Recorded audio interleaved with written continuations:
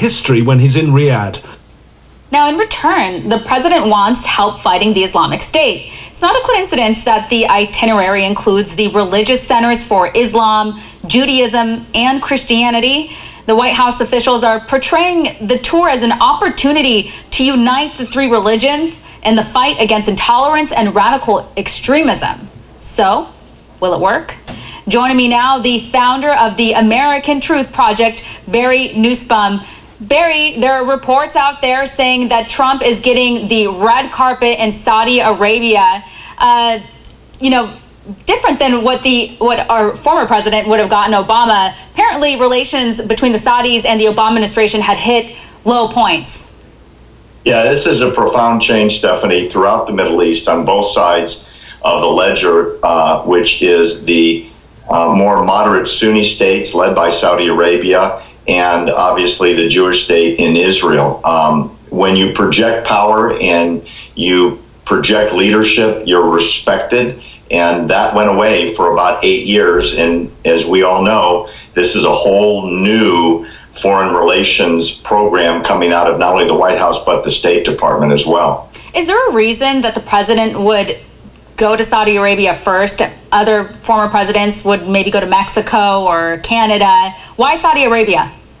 I think if you look back over the campaign, one of Donald Trump's most profound promises, Stephanie, was to eradicate ISIS.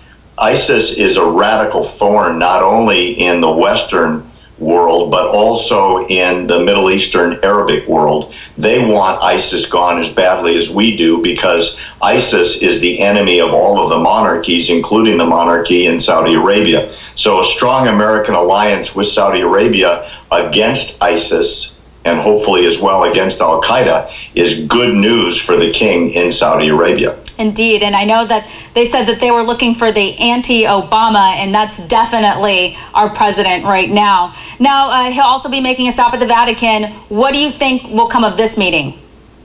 I don't think that's much more than showing respect to the head of world Catholicism, and for the Vatican in turn to recognize the new president of the United States. The Vatican doesn't have any political power, doesn't have any military. It's a spiritual leader of several billion Christians. But in terms of mobilization of public opinion, the Pope doesn't get much involved in that.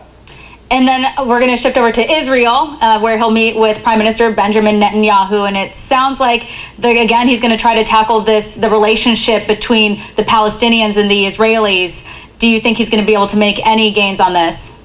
Well, I've got three responses on that one, Stephanie. The first one, President Trump promised for a very long time during the campaign that his first day in office, he was going to authorize the movement of the American embassy from Tel Aviv, which is just their largest city, to Jerusalem, which is their capital. The waiver of the law that requires our embassy to be in Jerusalem is going to expire in a few weeks. It was last signed by President Obama.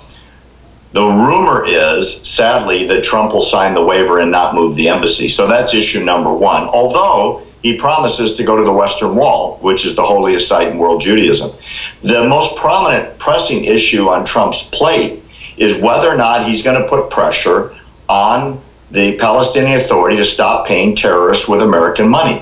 There's a very strong movement in the Congress right now to cut off all American funds if the Palestinian Authority keeps paying people to kill Jews. And Trump privately told that to Abbas at the White House.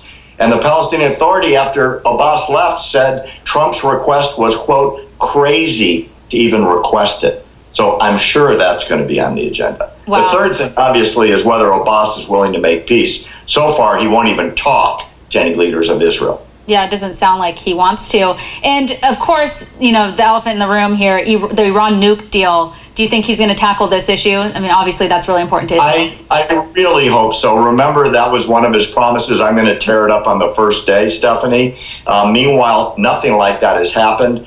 Sanctions are moving through the Congress again because of the ballistic missile testing of Iran. They keep flaunting the fact that we gave them billions and they're spending it on weaponization. I really, really hope President Trump opens up the JCPOA for reconsideration. That's the rumor, but we don't know yet. Yeah, Iran definitely can't be trusted. And my last question, how do you think all the media hype and drama going on here at home, how is that going to affect him on his trip? The smartest thing the president can do right now is act presidential. Quite frankly, if he acts like a leader of the free world, if he acts like someone that's putting together a new coalition in the Middle East, which supposedly is going to come out of the meetings in Riyadh, if he has something on his plate coming out of meetings in Israel and the Palestinian Authority, and he just talks about those questions, Stephanie, I think the noise will quiet down. He's got to stop answering all the naysayers all the time. Yeah, I agree with you, Barry. Thank you so much for your insight. Coming up next, the former National Security